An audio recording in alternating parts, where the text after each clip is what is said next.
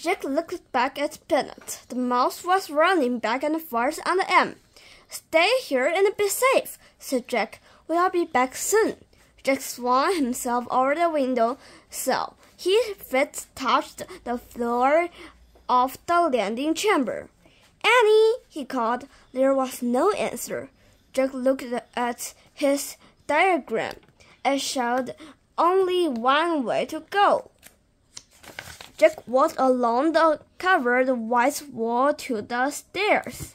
He climbed the steps to a hallway. "Jack, hurry!" Annie was at the end of the hallway, standing in an airlock. She peered out a window in a giant door. Jack hurried toward her.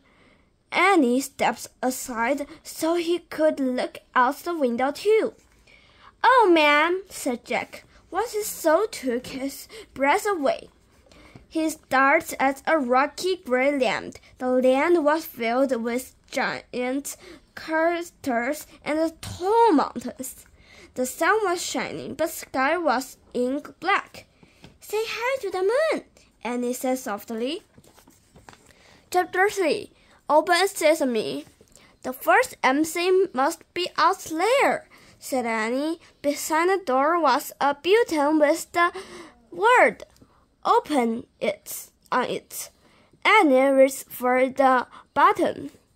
"Wait!" Jack grabbed her hand. "There's no air on the moon, remember?" "All right, but we have to go out to find MC." "Let's see what the book says," said Jack. He pulled the book out of his pack. He flipped through it until he found a page that showed the surface of the moon. He read aloud. "It takes 28 Earth days to equal 1 day on the moon.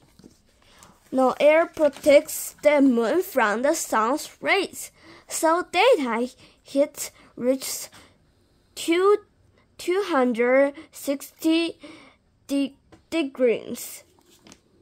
Jack looked at Annie. "I told you our blood would boil if we went out there," he said. "Yike!" she said. Jack read from the book again. "Moon scientists wear space suits which have controls to keep land from getting too hot or too cold. They have tanks which provide air for 2 hours." "Where do we get space suits?" asked Annie. She looked around, then trotted back down the hall. "Maybe there." Jack was studying his map. "Let's try the spacesuit storeroom."